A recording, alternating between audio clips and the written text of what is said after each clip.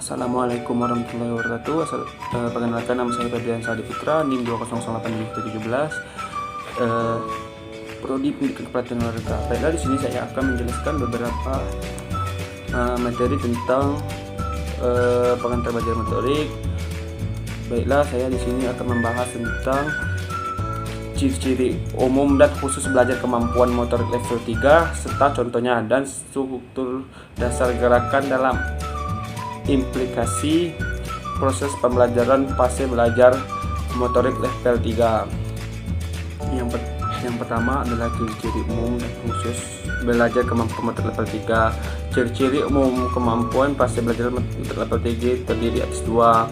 Yang pertama, gerakan yang dituntut untuk pemecahan suatu tugas pergerakan tertentu dapat dilaksanakan secara optimal tanpa keraguan-raguan. Contohnya, seorang atlet panah yang operasional yang telah berlaga pada belajar motor level 3 ini tidak akan sulit untuk memanah ke tepat sasaran. Yang kedua adalah kestabilan prestasi atau unjuk kerja. Individu yang berada pada fase belajar tingkat 3 mampu melakukan gerakan yang sama secara berulang-ulang. Adapun kualitas gerakan yang ditampilkan pada setiap kali perulangan cukup konstan. Kekonstanan kualitas gerakan tersebut dapat ditampilkan dalam situasi yang lebih sulit. Contohnya, kestabilan prestasi seorang atlet dan unjuk kerjanya adalah atlet badminton andalan Indonesia yaitu ganda putra Indonesia yaitu Endra dan Asa menunjukkan kestabilan dalam berprestasi.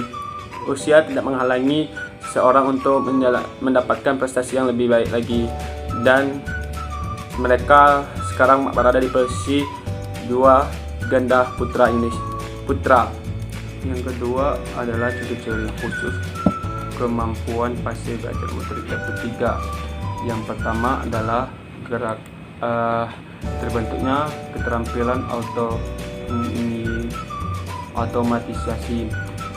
Adapun contohnya adalah pada gerakan comeback antar pemain tenis meja yang berada pada fase belajar level 3 ini cukup tepat dan cepat. Berikutnya, yang kedua adalah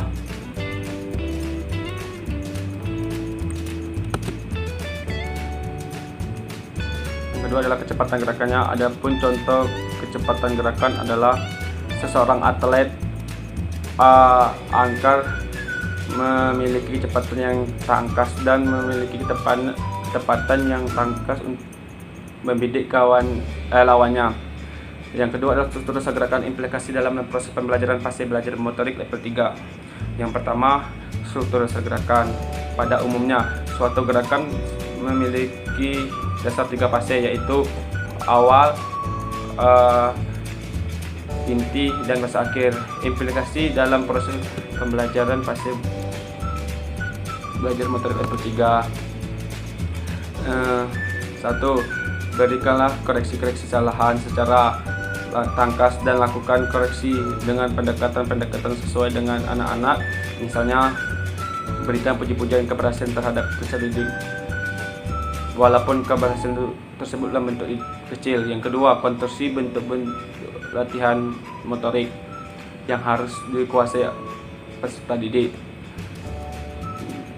Buatlah bentuk suatu permainan. Hal ini keberadaan dengan dunia anak-anak tersebut, yaitu dunia bermain, dan buat berbentuk kelompok. 3. Berikanlah penjelasan tentang bentuk-bentuk gerakan secara sederhana dan mudah dipahami. Mungkin sekian penjelasan saya, lebih dan kurang mohon maaf. Saya akhiri dengan wassalamualaikum warahmatullahi wabarakatuh.